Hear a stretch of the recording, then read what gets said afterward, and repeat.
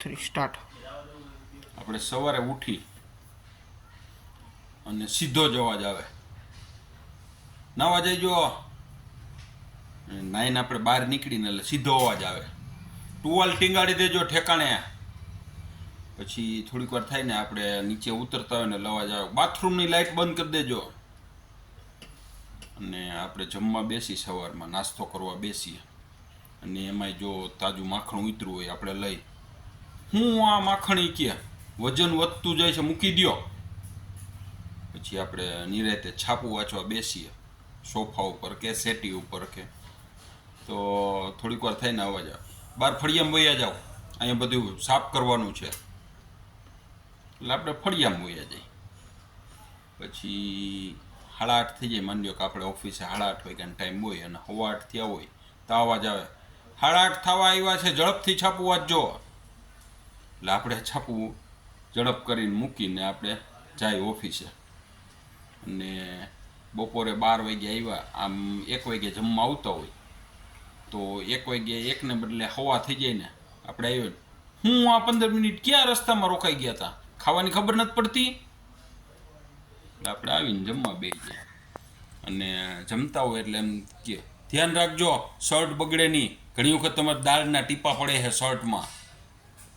આપણે કંઈ કાંઈ વાંધો નહીં, થોડુંક ધ્યાન રાખશું. પછી આપણે ઘડીક વાર જમીને થોડીક વાર બેસી અને પછી સૂઈ જાય. તો આપણો ટાઈમ 2:30 વાગ્યાનો હોય તો 1:15 ઉઠાડે, હાલો મોડું નથી થતું જવાનું, જાઓ. એટલે આપણે સીધા ઓફિસે વહી જાય. પછી સાંજે આપણે આવીએ ને જમવા બેસી, એકાદી રોટલી ઓછી ખાઈને, હું આજ નાસ્તો કર્યો તો, નોકરું બજારનું જ ખાવશો, કંઈક ધ્યાન રાખો શરીરનું. આપણે એમ કહીએ ના ના ના ના, કંઈક ખાઈને જ આવ્યો હોય તમે, એ હકીકત છે કે આપણે કંઈક ખાઈને આવ્યો હોય તો જ એક રોટલી ઓછી ખાતી હોય.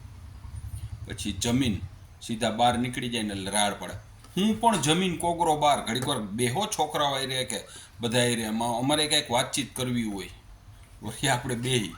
પછી સાંજે ઘણી વખત આપણે રાતે મોડા આવી, મિત્રો ભેગા બેહાઈ ગયું હોય તો આવીને હું પણ મોડા આવેલા આવો છું, 10 વાગી ગયા, સવારે પાછું ટાઈમે ઉઠતા નથી, ખબર ને 4-5 વાર રાયડું પાડવી પડે છે. વહેલા આવતા જાઓ, ટાઈમે આવતા જાઓ, શરીરનું ધ્યાન રાખવું પડે. આવું બધું છે ને લગભગ 80% વ્યક્તિના જીવનમાં હોય, આમાંથી 25% હોય, કોઈને 50% હોય, કોઈને 100% હોય. આ બધી વસ્તુ હોય. એટલે ઘણી વખત આપણે તો એવો ખાર ચડી જાય મનમાં કે આને કંઈક કહી દઉં ને, ક્યાંક આટો ગયા હોય ને તો ફોન કરીને કહું કે હજી 10 દી રોકાઈ જાય લાઈન નિરાય. આવું ઘણાને થતું હોય. પણ તમે જોજો, આ જે કાંઈ વાક્યો છે ને, એ વાક્યનો ભાવાર્થ કાઢજો.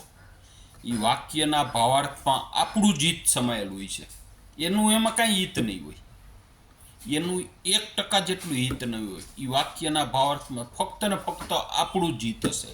એટલે આપણા ઉપર એનું, એટલે માનજો કે આપણા ઉપર ખૂબ પ્રેમ કરે છે, આપણું ખૂબ ધ્યાન રાખે છે, આપણા ઘરનું ખૂબ ધ્યાન રાખે છે.